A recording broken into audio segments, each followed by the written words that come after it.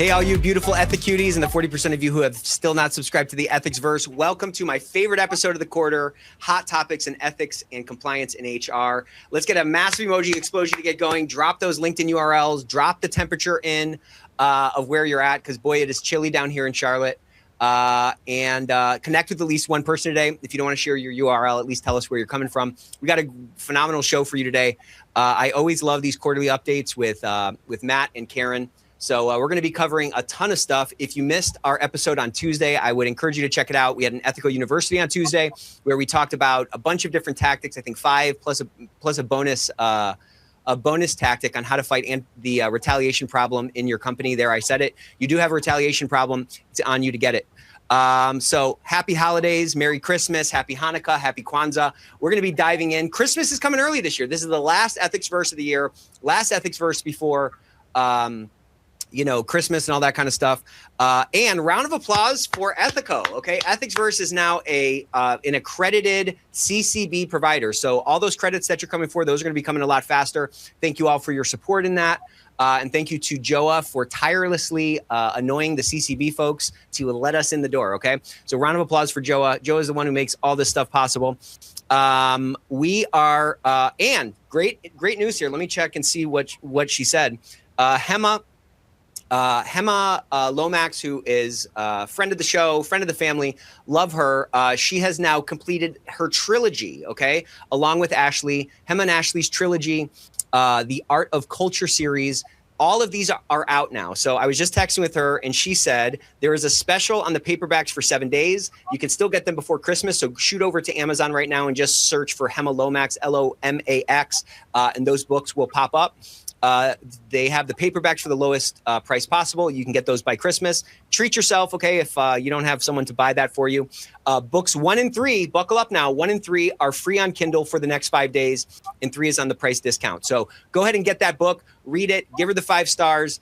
These guys really do a lot for our community, and we're going to be giving away some of these today as well.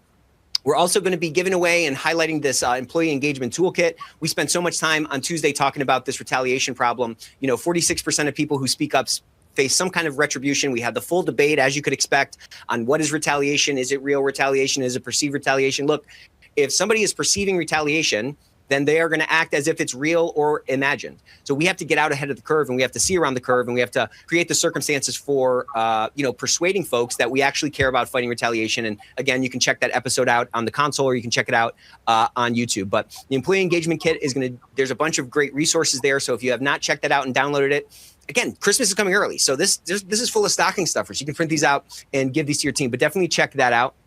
And definitely check out our disclosure report toolkit. We are putting together our year in review here at Ethico. And this is the biggest year that we've ever had, both in terms of growth, but more importantly, in terms of the resources that we put out. We've put out more content than ever, more toolkits and all that kind of stuff. So please keep coming to us with more ideas on what kind of toolkits would be valuable for you. Our job here at Ethico is to help you do your job easier, so the impact that you envision having on your organization is more readily attained. And 2026 is going to be our year. Okay, 2026 is the year for ethics and compliance. I can already feel it. So check out the disclosure report toolkit. That's yet another toolkit, and we're throwing in a bonus holiday edition of the license check toolkit. So if you don't have those links, you can search them on Google, of course, Ethico toolkit, and you can see all those out there. And we're going nuts today. Okay, so also the Enneagram quiz. I was at Consero a couple weeks ago, and I did the part 2 of the Enneagram workshop that I did with Mel and Gwen a few weeks back. So if you're not leveraging this kind of stuff, you got to figure out new ways to intersect with your stakeholders, whether they're people on your team or they're people in the broader organization, or if nothing else, you have to get to know yourself a little bit better so you can lean into those strengths. So go ahead and check that out. And here we go. One more thing. Ethico University. I was kind of just ranting and raving about this last Tuesday. So if you missed that one, I would encourage you to watch that at least at 2x while you do the dishes and get a couple of tips. There's a lot of great tips in there, if I do say so myself. So there's some really cool features that we have built into our software platform that can help you to really drive the retaliation problem out of your organization, to convince people that your commitment to anti-retaliation and your commitment to the speak up culture that you espouse is actually real, something that they can actually stand on. And so I encourage you to do that. Also encourage you, if you're on a Mac, I want you to press Command and then press T. And if you're on an Apple, or if you're on a PC, do, pardon me, do Control T. That's going to open up a new window on your browser, and you can go directly to Radical Compliance and sign up for the newsletter and pin that tab because that's something that you're going to want to check out every day. This is, of course, is the one and only Matt Kelly, coolest guy in compliance. It is his blog. It is his website. He puts out more content than anybody. Oh, I didn't even change the slide yet. He puts out more content than anybody. So if you want to sound smarter, at least, or be a little bit more informed, you should definitely sign up for that. And let's get a round of applause for Matt, who tirelessly is just helping our community, foundational pillar of our community, if I do say so myself. And let's get one more. See how warm I feel today with all of this on our Christmas set. Let's get one massive emoji explosion for Karen. Karen, tell us a little bit about sounding board compliance and what you're working on there. Yeah, so I've started last year an advisory service for compliance officers. I've been working with quite a few of them on maturing their programs, kind of fetching about problems, whatever is on people's mind, just helping them support their programs and their own career development. So that's been fantastic. I've really enjoyed it. Who better than you, Karen? Who better than you? So if you would like some advisory services like that, I encourage you to reach out to Karen. You know her from these episodes all the time. You know her.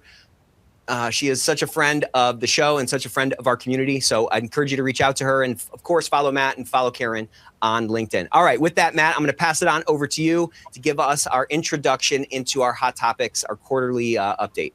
All right. Well, thank you very much, Nick. And thank you for the very kind words. I do not pay Nick to say that. Everybody should know. Just a genuine guy. You know what I mean? I appreciate all of it. And by the way, here in Boston, where I am, it is a positively spring-like 45 degrees. Wow. Yeah, it's supposed to get up near 60 tomorrow, and it was 11 3 days ago. So who knows? But yes, so we're doing our quarterly roundup, and really, as far as listeners are concerned, we're happy to probably even do just a yearly wrap-up. If there's anything on your minds you'd like us to discuss, let us know.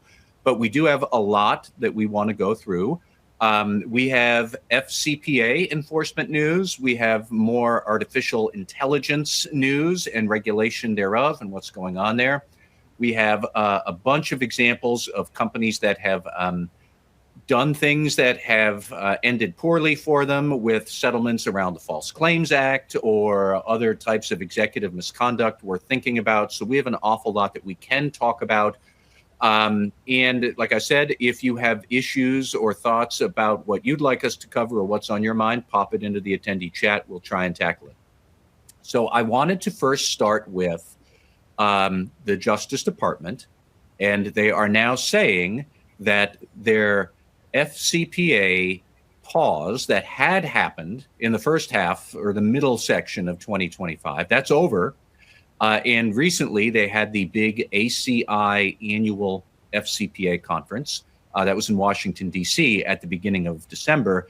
And a whole bunch of Justice Department people showed up to talk about their enforcement plans. And enforcing the Foreign Corrupt Practices Act was part of it. Now, they all made clear that we're going to enforce it differently than in the past. And they're really looking for more declinations. But they did say that they have their pipeline has now resumed to a traditional cadence. I'm not quite sure what that means. And they did say that they would have more enforcement actions coming. We have had a big enforcement action. It was in November, the Millicom enforcement action. That is a European wireless telecom company that does business in Latin America that had a crazy enforcement action over corruption in Guatemala that spilled into drug cartels and helicopters of cash being flown around the country. But they had a significant settlement of $120 million or so in fines and penalties. Rumor has it that a settlement with ZTE, which is the giant Chinese telecom company, is somewhere in the offing. That could be $1 billion or more. On the other hand, we had some corruption cases from FIFA that are definitely FCPA-like that got canceled, and they were canceled less than a week after FIFA gave Donald Trump his first FIFA International Peace Prize. So what do we make of that? Nice. Karen, let me put it to you first and then to you, Nick. Like, what do we make of this? What should compliance officers be thinking about? Because we have a lot of contradictory signals right now. I mean, I think for compliance officers, trying to guess enforcement trends is just a waste of energy. To be honest, if there are problems within your organization or there are risk factors present, it's a little bit business as usual. You've got to be doing what you can to anticipate and control for and prevent misconduct that's going to get you into the FCPA site. So I wouldn't worry so much. I mean, when we look at Millicom and so many of the other cases, we're looking at misconduct that goes back to the 2010s. So if you're not going to get caught by this administration, you may get caught by the next one. I don't really see that you can take your foot off the gas or do much there. Where I do see the shift, though, is trying to examine controls for prevention rather than detection, trying to figure out where your control environment may be weak or where there are opportunities. And then also, given the expanding voluntary self-disclosure regime, not just in the US, but also the SFO has recently articulated, their expectations, really documenting everything, putting yourself in the absolute best position you can be in should the worst happen and you do uncover something in the organization. So, I don't know what else to tell you. The FCPA is the FCPA, and other enforcement bodies globally are ramping up their capabilities. So I think it's still, keep your eye on the prize there, which is preventing corruption in your organization. And we put together a little table about this pivot, and I really agree with Karen on this whole thing. I think the most conservative approach is to kind of take them at their word and take those words at face value. So, okay, this pause that everybody's been sort of whispering about doesn't seem like it was a pause. It was maybe more of like a reload. I think it was a little kind of scary. When he likened it to the Gaglietti, I think, he likened it to the to their approach to healthcare. They want, he said something like expedited cadence and increased volume. And so I think this pivot is pretty kind of critical. And I think, again, we should take it at the face value. The thing that kind of that has stuck out to me as we've been analyzing this and monitoring this situation throughout the year, especially in light of the recent comments, is that they're really kind of leaning into this individuals as the target. In many cases, like, we're going to be talking about, several settlements and, businesses that got in trouble and so forth. And some of these numbers sound so big, and they are big in some sense, right, on an individual basis. But a lot of these fines end up being kind of just a cost of doing business. 2%, 3% of revenue or something like that. That's just kind of the cost of doing business. When they pivot that, like they did with Sarbanes-Oxley back in the day, and kind of hung the financial statement, the financial statements presentation in a fair, in a fair way on the CFO, that drove a lot of different behavior in that CFO kind of division or, throughout organizations. And so it seems like the DOJ wants scalps more than they want fines. And I think we'll probably expect, more executives in handcuffs to the extent that programs are not, good faith, efforts to try to stamp out, issues in the organization.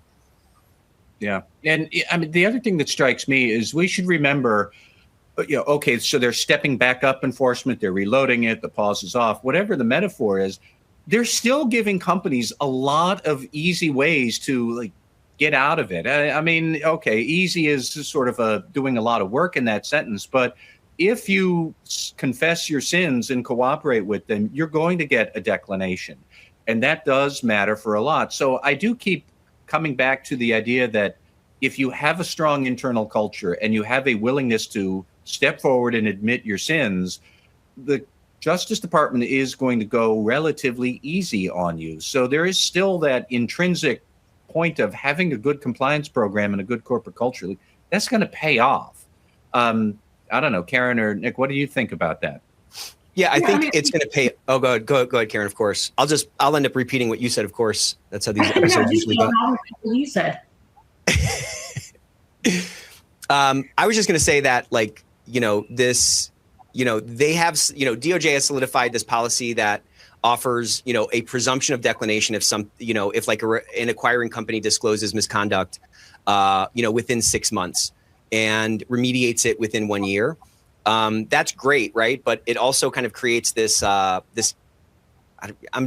feeling a little dramatic today, but a terrifying sort of ticking clock for compliance diligence, because like if anybody's gone through an acquisition, like 6 months is not really that long of a time to integrate and like, you know, dig in the backyard to see where the bodies might be buried. And so I think it's a massive reward, you know, a full declination, but the risk is that by rushing to find these skeletons, we might find something that we didn't bargain for. And then if we miss that sort of 6-month deadline, you've just handed like DOJ a roadmap to prosecute you potentially. So, you know, like everything, there's a kind of a good and bad. There's kind of two sides to the coin, you know?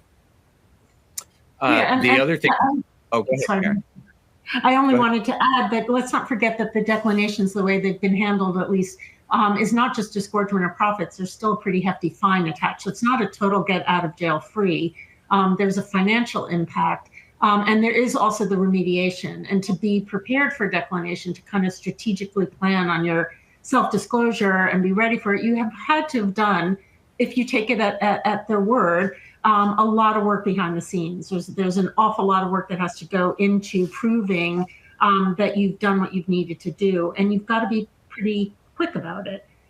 So I think that there's some potential silver linings there. I'm more concerned about the kind of the potential downfall of backing off the monitor side of it. But I'm not sure the declination is really the get out of jail free card that some people are portraying it as. I agree with that. We just put it on the screen, this like table that we put together that kind of shows kind of the old way and the new way on how DOJ enforcement pivot might look and like what the implications are for a compliance officer. So you'll definitely want to download the slides and laminate this, of course, and hang this around your house and workplace, you know? The other thing that I wanted to call out to people that the Justice Department expressly said at this ACI conference, I can remember when they announced their new enforcement priorities back in, I think it was June or so, they said that they would be looking to prosecute companies or cases that harmed U.S. interests abroad.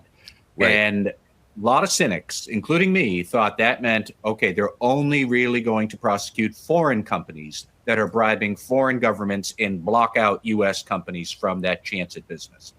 And are they ever actually going to prosecute a U.S. company bribing a foreign government that would also block out other U.S. businesses from a fair shot? Probably not. That was my cynical view. And lo and behold, I guess maybe they heard us, because several of them, the speakers, expressly said, we include U.S. companies in that. If you are a U.S. company bribing governments overseas, you're harming other U.S. business interests, we might come after you too. What does that look like, the coming after? I don't know.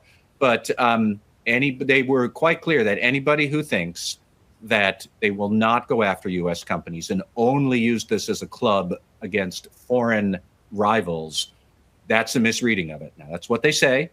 I'm not sure. I guess the proof will be in the pudding. And so far, we've only seen it against foreign companies in the three. We've had, there's Millicom, there was the indictment of Smartmatic, and then there was the alleged ZTE settlement. Those are all foreign-based companies, but we'll see how this goes. But that's what they're saying. As much as we all love. Go ahead, Karen. There was an interesting point made by one of the presenters at the recent SECE regional conference in New York, who pointed out that most of the large prosecutions or declinations or deferred prosecution agreements in the last few years have been against foreign companies. There haven't been that many wholly, kind of U.S. Companies that have been subject to the FCPA. So I don't want to become an apologist for the current administration, but it does seem that they're saying one thing that elicits a lot of feedback from people and also cynicism from people. But then when you see what's happening, it actually doesn't come to that much. Having said that, it does seem that Millicom, I think, Matt, in your really useful blog post, pointed out that they kind of shoved this drug cartel connection in there, maybe to fit some of their narrative as well in terms of their priority areas. So yeah. I don't know. So shifting from the U.S. to the UK, we also had new compliance guidelines from the UK Serious Fraud Office We had other guidance from the British government as well that they're talking about rolling out a whistleblower awards program. And that would apply to many different agencies, including the Serious Fraud Office, which enforces corruption cases. But Karen, like, how much should we be paying attention to the guidance that the Brits are putting out? Look, I think any guidance is always useful and helps to round out what we already have to hand. I didn't see a whole lot there when you look at the adequate measures that were already articulated in the Bribery Act. Those are pretty much repeated and then sort of restated and reinforced. And there's some interesting changes.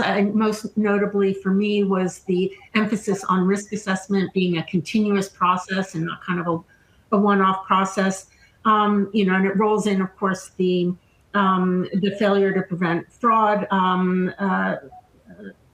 as well as bribery. It just comes at it, I think, more from a different angle. The UK Bribery Act, adequate measures, is kind of giving guidance, principle-based guidance on how you prevent bribery from happening. And the Serious Fraud Office is, of course, looking at how do we evaluate whether or not we prosecute you. I think it's a useful document. Is there something really earth-shakingly different there? Maybe not. It does piggyback on the DOJ's kind of backing off of the appointment of monitors. That kind of softened position was something that interests me as well. Yeah. Yeah. I mean, they all kind of move together. They're like central banks in a sense. All the central banks kind of act as one. And, there's a lot of sort of borrowing across the pond, so to speak, on, what enhancements they need to make to those programs. So I agree. Yeah. I found that for those who might be subject to UK jurisdiction, it was an interesting look at when UK prosecutors would perhaps review your compliance program, because they operate pretty similar to the US, but not really quite. There's some differences there. So it's a good glimpse into how the UK legal enforcement process works. That said, they don't actually say too much about here's exactly what we're going to evaluate, and here are the sorts of questions we're going to ask, which is pretty much all that the DOJ guidance is. Here's the questions we might ask. It's going to depend on the facts and circumstances of your case. But so I found it interesting, but I don't know that I'd call it useful. The DOJ guidance is useful, and there is that. It did. I mean, for what it's worth, again, we've been talking about this a lot on the show over the last year, but it did specifically mention that, paper programs are dead. You know what I mean? So again, the best defense is really in my mind, the best defense is always going to be like a good faith effort to actually root out corruption in your organization and have things to point to, whether they're things in your system or they're things that have been enacted that are, actually followed, that can validate that good faith claim. But, putting something in a binder, that's very 90s now, Yeah, very true. All right, I wanted to pivot now to artificial intelligence. And does anybody have any particular thought on what we're supposed to do with this executive order from the Trump administration that says it's trying to crack down on state regulation and enforcement of AI, while at the same time, all the states are saying, we're doing it. Here's our regulation for AI. Like, I don't know where compliance officers are supposed to start with this. Nick, what do you think? You're our AI guru on this panel. Well, I mean, we're kind of at this interesting time, if you follow like the AI, discourse outside of the compliance space, or you follow it just sort of online, or you follow even the, all the market, cities. Like, are we in an AI bubble, or are we at the precipice of a brave new world? Regardless of that debate, which I'd love to have at some point, because I can kind of take either side of it. There's a lot of movement going on right now in the AI space in general. And I just think it's kind of a tough point for us, right? How do we put the right kind of policies and stuff like that in place? How do we kind of see around the curve? How do we see into the black boxes? How do we even get like a register of all the AI use cases that are actually being used inside of our organization? It kind of puts us at a bit of a tough spot right now. There is some risk here, I would advocate, if I was if I was becoming a chief compliance officer and I was being, especially at a public company, a large public company, something like that, I would definitely be trying to get some kind of a D&O rider. Because as AI, there's been some debate about like where does AI governance live? Does it live in legal? Does it live in compliance? It seems like it's being pushed over to compliance. Legal's usually focused on defending the organization, and compliance is usually like the scapegoat. Just kidding. But I think if you don't have the technical chops to audit a black box, you've put yourself at kind of a disadvantage, because what do you think is going to happen if AI is used to make a credit decision or a hiring decision in your organization gets in trouble? The CEO is going to say, well, we have a compliance officer that covers that. You know what I mean? Sorry to be so cynical. Although these are your three favorite cynics in a way, okay? So I think if you accept the title of AI compliance officer without some kind of indemnification or some kind of a rider, again, some kind of D&O rider, I think you're kind of you're agreeing to be like a designated driver for a bus full of drunks that has no, brakes. You know what I mean? Karen, on that lovely metaphor, what do you think of this? Yeah, I mean, it's such a multifaceted and complex set of questions. So starting with the executive order, I think, because we need to start there.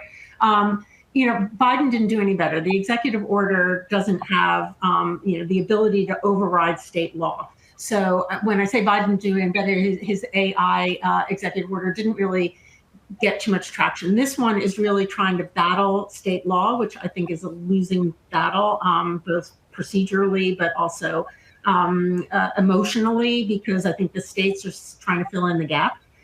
So all the executive order can do is direct agencies to challenge the laws or to withhold funding, and that's kind of what they do. So we still have to see where that's going to go.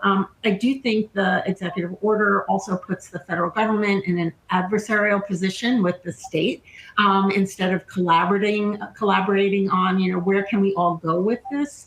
For me, it feels very much like data privacy redux, where we've got this big patchwork and the absence of a federal framework. The executive order doesn't even propose a federal framework, but we need Congress to do that anyway. So I am the first person in line to say it would be fantastic to have a federal artificial intelligence law that supplements or possibly supersedes state action. But I don't even see that we're anywhere near that. And despite many efforts, we still haven't come any closer to a data privacy one either. So the executive order finally also doesn't affect what's already going on in the states in terms of things that impact artificial intelligence, like data privacy laws and biometric laws. So I'm not really sure what this executive order is going to do other than create a lot of noise, a lot of action, probably a lot of wasted energy, because I'm not sure it's going to get us anywhere that we need to be. And in the meantime, it's going to create problems in terms of the political opposition that's going to come from the state. So unfortunately, despite what President Trump says about leading the way, I think yet again, like with data privacy, we are trailing behind the EU, which has made some effort to set the standards for regulation of artificial intelligence. So that's where that is. And then in the kind of compliance officer arena, first of all, I keep urging compliance officers to put their thumb down on the table and say, not it. I don't want to be the person who's in charge of AI. I'm happy to support what's happening around AI. But unfortunately, I think, being the victims of our own success, we've created so much credibility in our organizations. We've created big frameworks and platforms for policies and training and the like, that a lot ends up getting dumped on our desks, maybe without the resources we need. But I think for compliance officers, the message is don't wait.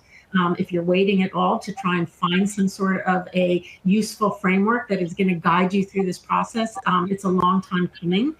I think mapping where is AI being used in the organization, and especially by third parties where you may not even be aware, let alone in control of that, is really critical. If you can make that happen rather than being in charge of that happening, that would be even better. Kind of trying to identify the harm vectors for AI in terms of bias and data misuse, the privacy issues, confidential information also that gets kind of dumped into this AI, maybe without protection. The question I would say compliance officers have to ask is, where is the accountability and where is the governance in this organization? Because it really shouldn't be compliant, I think, mostly at all, but it certainly shouldn't be solely in compliance. So what's the right governance structure for your organization? And then there's added onto that the question for compliance officers is how do I use AI in my own operations? I would say cautiously, but there is so much fantastic work that can be done using AI to triage, to do analytics, to do pattern detection. It's just, don't get pressured by your organization or by the DOJ, by the way, which has some language in the ECCP, to use AI in a way that you're not ready to do. And trust your partners. And Nick, you gave a great plug to me and to Matt. I would say that trust your partners like Ethico, that if they're incorporating AI, it's very thoughtfully and with care. So you can implement that within your own program. So yeah, thanks for that. I mean, we're seeing this financialization of like technical risk. And if you want to kind of draw the corollary, like to the extent that AI lands on your desk and you are personally responsible for AI sort of inside your organization, and you draw that correlation back to like, compliance is to AI what CFO is to Sarbanes-Oxley. A CFO can audit the financial statements, right? Like that person is trained as a CPA. That person has probably spent a bunch of time doing audits and stuff like that. So they have like a different like dexterity with the basis for which they are like signing their name. The difference is with us is that like it's hard to like audit a decision path of a neural network that's inside some black box that is maybe owned by a vendor that you're utilizing. So I think, to Karen's point, we have to be careful about like what we take on and like what protections we ourselves are opening ourselves up to, whether there's, insurance like I was talking about before. And, one other thing I just kind of want to like talk about for a second is there is, in my mind, which it means it's true, of course, in my mind, there is like a false sense of security that comes from this human in the loop thing. And we're kind of going through this curve and things happen little by little and all at once. It's like, I don't trust AI. And then boom, like we're hitting this tipping point where like everyone is going to trust the outputs from it. And just like back in the day, people would, on like trading desks, they would click through the pop-ups without actually looking at them. And that sort of control that was so smart and kind of like built into the workflows turned into a false sense of security, kind of like a helmet when you're skydiving. The same thing can kind of become true for these humans in the loop that we are relying on to validate the outputs. So I think that's a risk that not a lot of us are talking about, that sort of like over-reliance or like that, that false sense of security from the human in the loop risk, which is that's not like a static like level of control. That's a static level, or that's a control that that I think, based on humans that I know, is going to deteriorate quickly, which makes it even more important to really understand what that neural pathway is inside that black box, which, is like orders of magnitude more difficult than, back to my other example of like auditing a financial statement. Yeah, 100%, Nick. I think that it's just human nature. We are lazy beings, and we may query and question and be cynical at the beginning until we start seeing how useful it is and what shortcuts are available. And our willingness to trust is going to develop really quickly beyond the ability of AI to demonstrate that it can be trustworthy, because it is only a tool. And so if the work is not going into what are the inputs into the large language model or into the data paths that, because you can't, the explainability, as far as I understand it, in that black box is not visible. So you need to be always querying what's going in, and more importantly, measuring the output. How much does the output meet your expectations of what you would think the output should be? Great point. And then query whether the input maybe is putting the wrong output or the wrong emphasis on information. So I think we will quickly become too lazy to do that in a rigorous manner, the rigorous manner that is needed in order to make AI an effective tool. Well, and to that exact point, sorry, Matt, the human lazy factor, there's a lot of potential for like AI creep, right? Like these tools are not super deterministic. They're like kind of blank canvases. And so, you know, today's list of use cases is not going to be tomorrow's list of use cases. And if you don't have a finger on the pulse, or, you know, there was a comment in the chat about AI risk assessments. If you don't have a finger on the pulse, or like a quick way to get a new snapshot of like what's actually going on underneath this umbrella that you're kind of responsible for, I mean, you're really kind of stacking the deck against yourself. You know what I mean? So here's a great comment I'm sorry, from one of our listeners pointing out, Nick, to you, what you were saying. In all other compliance roles, we would not regard the mere presence of a human in the process, like that's not an effective control. We have humans in third-party sourcing, and yet we just spent the first half hour talking about corruption risk.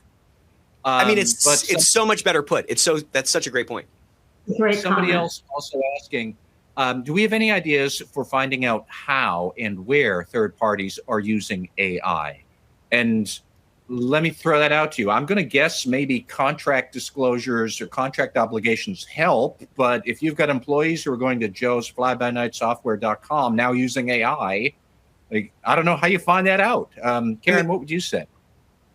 You know, I think it's got to be part of this increasingly complex third-party due diligence, to be honest. So it's questions that need to be asked at the outset, the same way that we're evaluating for financial stability or operational capability or environmental responsibility. We need to ask, you know, to what extent are you using AI? How are you using it? How is our information going to be handled? I mean, it can get tacked on to the 100 questions that get asked about data privacy. I mean, the question of how suppliers handle these increasingly complex third-party due diligence requests is a whole other show, I think, you know, a whole other discussion. But I think you have to do it at the outset and really understand the right questions to ask. And then it has to be managed by contractual terms as well, in terms of if and how AI can be used in the performance of your services or goods. So, I mean, think about it this way, like, think about like AI use inside of an organization, or think about an organization's use of AI. Some of it is going to be external, right? If it's a company that does, let's say they make software, or they sell a product that has AI in it, that's one sort of like bucket of use. But then there's like another internal bucket of use on like how the operations are leveraging AI on their ticketing system, or whatever the myriad like tasks that are done inside the organization. And those people are also using other pieces of software as well. So like, think about, okay, so like that's kind of the lay of the land. That's the chessboard. I mean, you know, maybe I'm just like in a cynical mode today, but like the person that's filling out that questionnaire, they could at best be talking about how that AI is like exists in the tool that you're buying. They don't like, we don't know. Candidly, I don't really have that massive of a company. It's not like there's 100,000 people in my company. I don't know all the use cases. We had a summit last week and people were sharing all these use cases, and some of them were not even anything that I had thought of. So if our, you know, we just have like the chips kind of stacked against us in a lot of ways, because there's so much opacity. Like there's no clarity on like how these tools are being used, because again, they're not that deterministic. They're all over the place. You can build your own gems or your own GPTs, or you can do, you know, it's just kind of in everything. And like at the beginning of the year, we were talking about, hey, pretty soon AI is going to kind of be in everything. We got to kind of get out ahead of this thing and make sure that we have our finger on the pulse. We're kind of approaching that point where it's kind of like, you know, everything's pickled now, right? Like you can't like soak in vinegar and not turn into a pickle. Like there's pickling juice everywhere. Like all of our operations are getting pickled by like AI, you know? Yeah, I think it's really a toughie, and I don't want to be the cynic either, because I am really excited by AI and the possibilities that AI presents. I just think people, like so many things, jump on a bandwagon really quickly, and I was not surprised, I guess, to see a recent MIT report that 95% of enterprise AI pilots fail to deliver measurable business impact. So people are jumping into it and not only failing to manage all of the risks, but not even getting the kind of business results that they were looking for. And there are all sorts of studies with kind of similar percentages about how AI is failing because it's being implemented too quickly, too thoughtlessly, and without sufficient risk. It's kind of like when you're evaluating third-party risk. Third-party risk is not a standalone risk for compliance. It permeates every single compliance risk you're dealing with, and so does AI. So it should be a constant part of the conversation and the evaluation, not a standalone consideration. I just want to close out AI by responding to one commenter who said that we're going to have to start auditing AI output for hallucinations. And just to give you leave you in a great mood for after all this, AI is apparently getting better at hallucinating, which means these hallucinations are getting harder to find. It originally started by hallucinating quotes and paper abstracts from some scientific journal. And now AI is hallucinating the whole scientific journal. And I know of at least one instance where somebody had asked AI to produce a legal brief and it had hallucinated citations, which he was expecting, asked other AI models to double check the work, and they agreed with the AI's hallucinations because it's out there and they're just looking for the least common denominator. And so they're all starting to buy into the common delusions, these LLMs. And it is a real problem that we have not yet been able to solve. So on that chipper note, I think I am sure we will talk in 2026 about how, as we're trying to scale up these nifty use cases, they encounter reality with human beings real fast. And then suddenly they cracks all over the place. I wanted to talk a little bit now about a couple of really interesting data privacy, data security breach incidents that I've seen lately. So number one, I was going to talk about how the Federal Trade Commission, they ordered a big education technology software business that had suffered a major breach. Go forth and improve your information protection program. Because they suffered the breach when somebody had quit a year earlier and they never switched off that guy's user access controls. And he had those super administrator IT manager powers. And hackers found the old ID, and he'd been gone for more than a year, but they found the old ID that was still valid. And then the hackers used that to have a big data breach. And so they had to fix this. And I wanted to talk about just that case. And then the exact same thing happened somewhere else with a data breach of Coupang, which is the e-commerce Amazon equivalent in South Korea, where they had a former employee took his credentials, went back home to China. They never switched his credentials off. And a year later, he hacked in, had a data breach affecting every adult in South Korea, every single one. And then just the other day, I didn't even fit this into our outline, but there was a third incident that the Federal Trade Commission again had to settle with a cryptocurrency firm where they had not switched off user access controls for a former employee. It was still live. Hackers found it, stole $186 million of crypto assets from the firm. Great big mess. Like, what are we not getting here? How are companies screwing this up on a pervasive way? This is just basic access control 101. And I'm really wondering, like, how are we not managing these GRC issues? Karen, I'll start with you and then Nick, but like, what is going on here? Yeah, it's so nice to move away from AI into the very simple questions of human behavior. Because I do think, like the cybersecurity experts have been saying for a long time that the biggest vector for cybersecurity risk is human behavior. It's human decision-making process. And, here you've got people leaving the company with access to systems and deciding whether consciously or not to use that to do something bad. But I think it astounds me, and I am not a cybersecurity expert. So I think, like all the people on this call, there are some pretty logical steps that a company takes when somebody leaves the company, especially somebody with super admin access to your systems, that you don't shut off their access. And it just does, it seems like a no-brainer. So that kind of basic procedure I know that there are tools out there that can map how data moves around the organization. And so you kind of put that onto your most sensitive crown jewel information and see how it's moving. And if it's leaving your company environment, doing things like least privileged access so that people don't have access to things that are going to run you into trouble, doing stress testing, that kind of thing. It does not take a cyber expert to understand that kind of basic investment in your controls needs to happen. And then I think, like we were talking about with AI, cybersecurity needs to permeate your risk assessment. It can't be a standalone, siloed risk assessment where you've got your CISO trying to deal with all the cyber issues. Those cyber issues go throughout your organization. And then the last thing I wanted to say, again, from a compliance officer's perspective, that seems like a no-brainer, is you train people. How do you spot cyber weaknesses in the organization, and how do you report those? Because you've got eyes and ears everywhere, and they're not just in the IT department.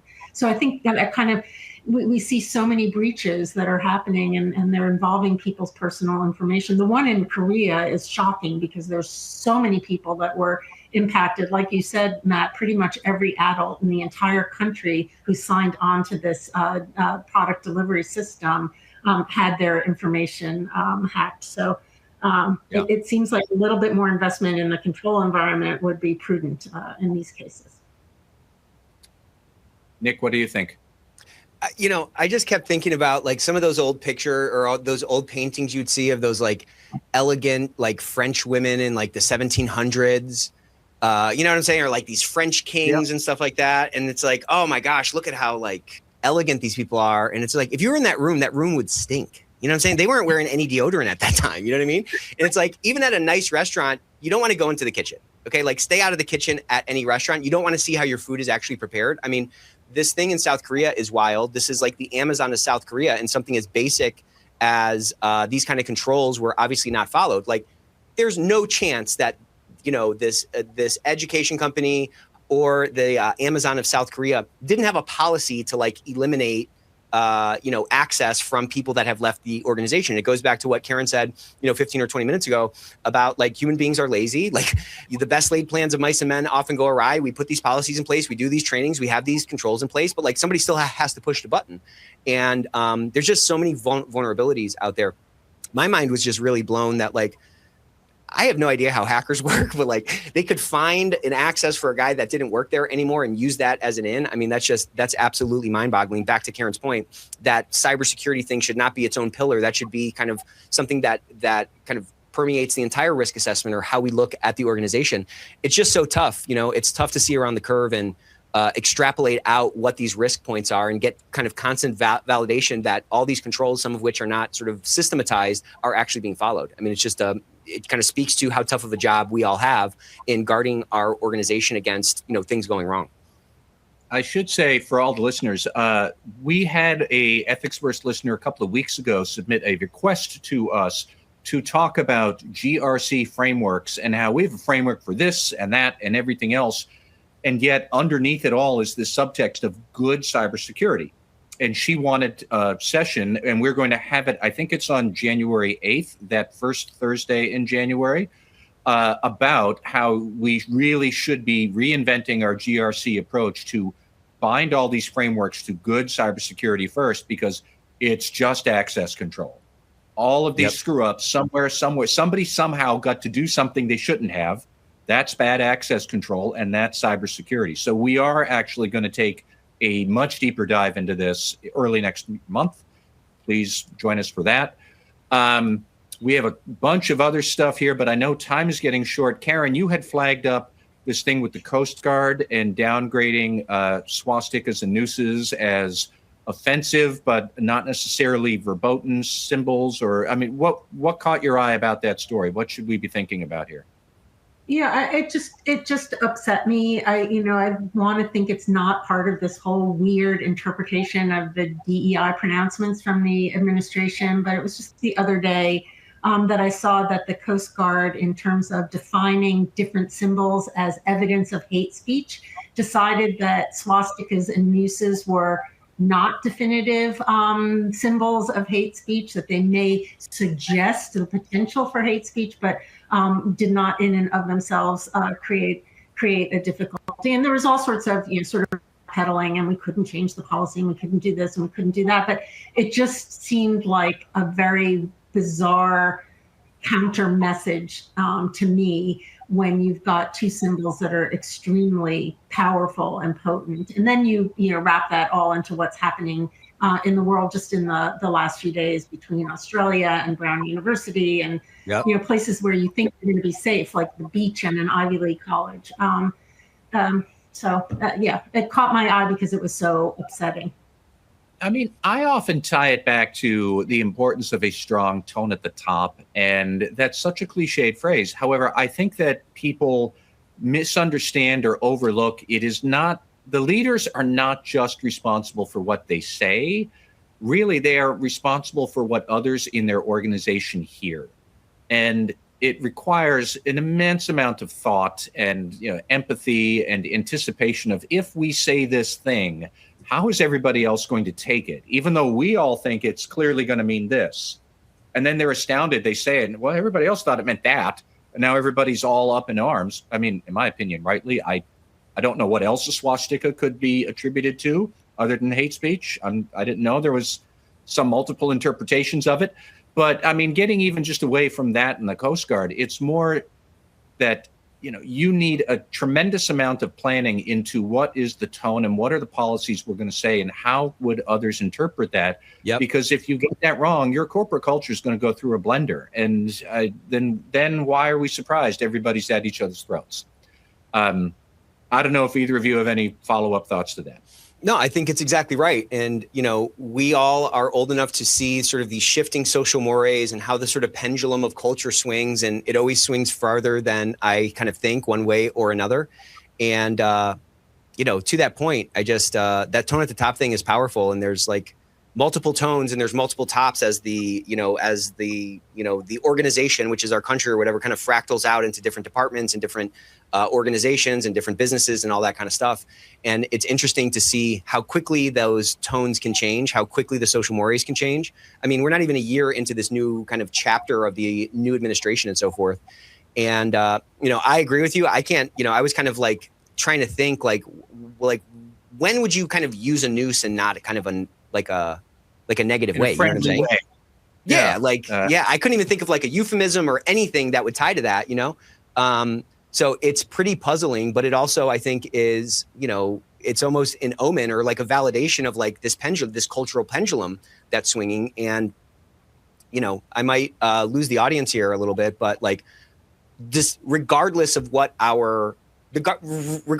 or not we like the waves, it's our job to like ride those waves. And like, we have to respond to our environment and we have to respond to the way things are going. And again, like I'm saying every episode, like see around the curve on what that could lead to. Like, what are the externalities of this cultural shift that we might be fighting against and we might be like leaning against, or it might grate against us. Like it's, this stuff is not easy. Our jobs are not easy.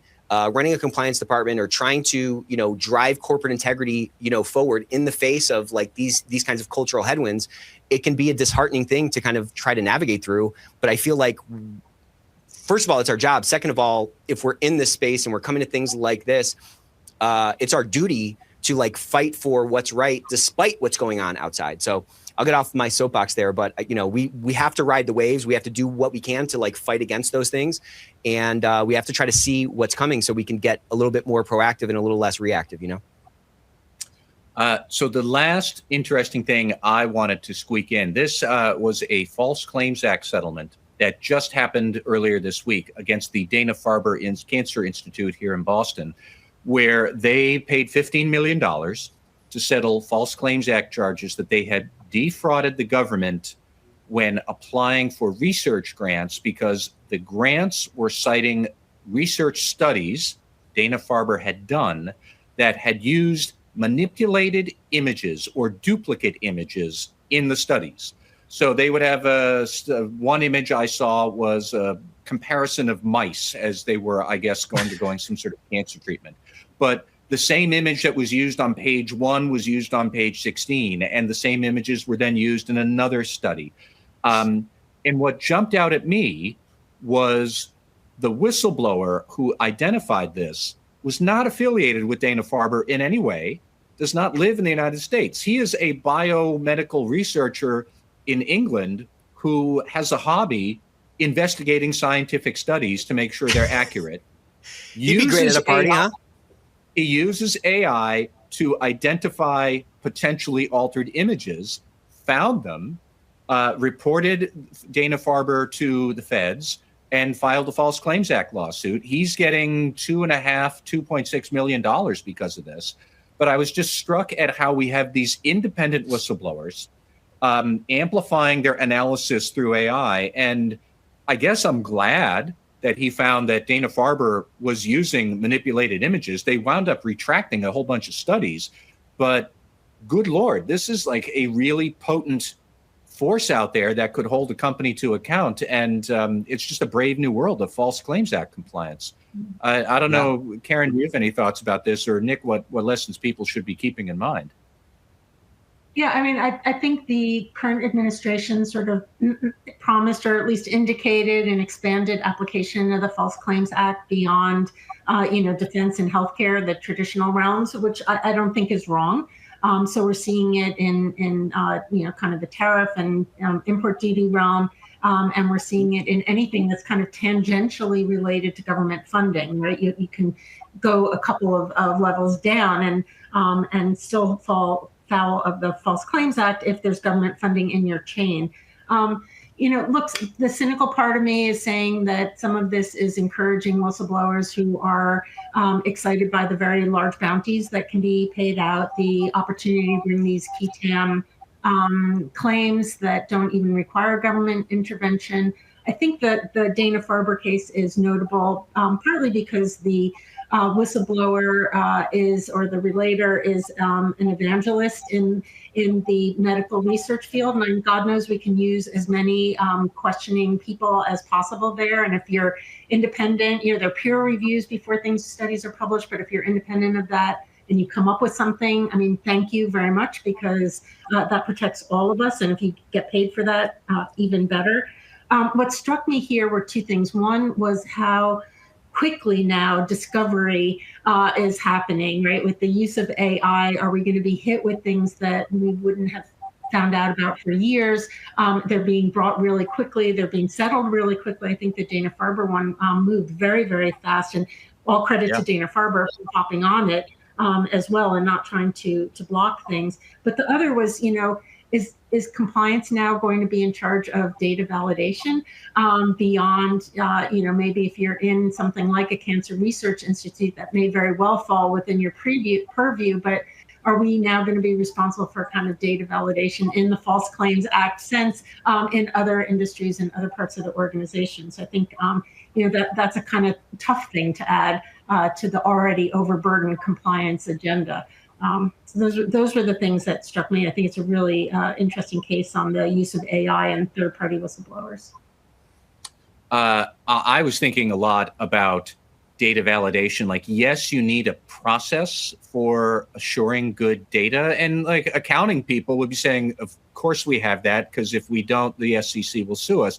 But it's more that we're going to be in an arms race with independent people, that they're going to have AI scrutinizing everything we do. I assume we're going to have AI maybe to scrutinize our data and our data validation and our images.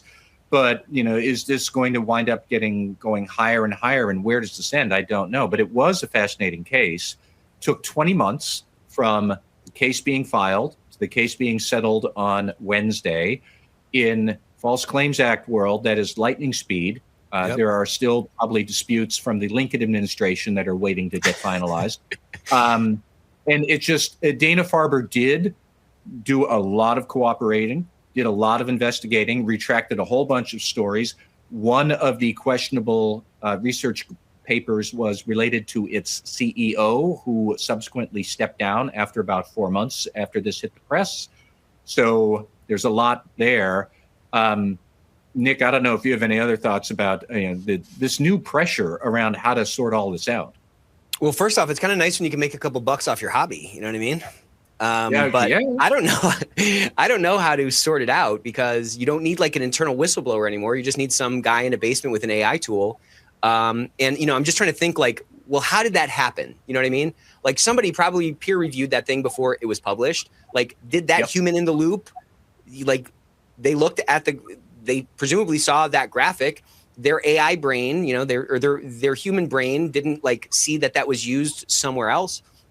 So, you know, I don't know, this is going to sound kind of trite, but like the best defense is always just like doing things right. And like, to the extent that, back to like, maybe this is the theme for this compliance Thunderdome that we're doing, back to what Karen said at the beginning of the episode. Like, human beings are going to want to cut corners, right? Like, we're going to take the path, we're like water, we're going to try to take that path of least resistance. And so, you know, so that's very difficult to defend against, because, you know, presumably again, that like that peer review, or, you know, the review by a colleague before that thing got published presumably happened.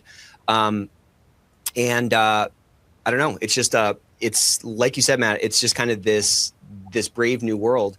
And this is really, you know, remember when like AI, you know, it seems like 2 years ago now, we were talking like, oh, AI is coming. And, you know, the first big sort of AI explosion was that lawyer who like got debarred or like lost their license or something because they like used an AI thing for a brief. This is like this on steroids. I mean, this is a massive organization, a prestigious organization that has done so much for the healthcare community, that had like a ripple effect. CEO quit, all that kind of stuff. So the best defense is always kind of doing things right. Yeah. Well, unfortunately, we are out of time, which is a bummer, because we did have lots of other things that we could discuss. We had some juicy ones. I mean, this has been a great conversation. And Nick, if you want to take it home for us, but thank you, listeners, as always. This is great. I just want to, you know, I hate to end this, because this is the last Ethicsverse of the year, the last Ethicsverse before the holidays. But man, it's been such a great year. I appreciate all of you showing up every single week and spreading the word. I mean, we've more than doubled this community together this year, and we want to double it again next year. But I hope you can take some time. Of course, end of the year, it's always like this mad dash, this push to get things out. But I hope you can take some time to, you know, reconnect with your family, to find some things to be thankful for. We all have so much to be thankful for. Things can always be so much worse. And just look back on where you've come from since the start of the year. I bet you've climbed so high, you've climbed so far, and even though you're probably dealing with some problems, and even though you're dealing with frustrations, whether they're budget things or whatever, if you pause for a second and look down, you've climbed a long way this year. And this is an infinite game. This is an infinite mountain that we're climbing. And it's just really about us making little steps every day to improve ourselves, to improve our department, to improve the culture that we're responsible for in our organization. So I get such a shot in the arm every single Thursday. I'm honored to be a part of this community. And I'm so thankful for you, Matt, and so thankful for you, Karen. I hope you guys have a wonderful holiday with your family. And we can't wait to see you all next year. We'll see you all next year, and we're going to launch the 2026. 2026 is going to be our year. I guarantee it. Love you all. Happy holidays.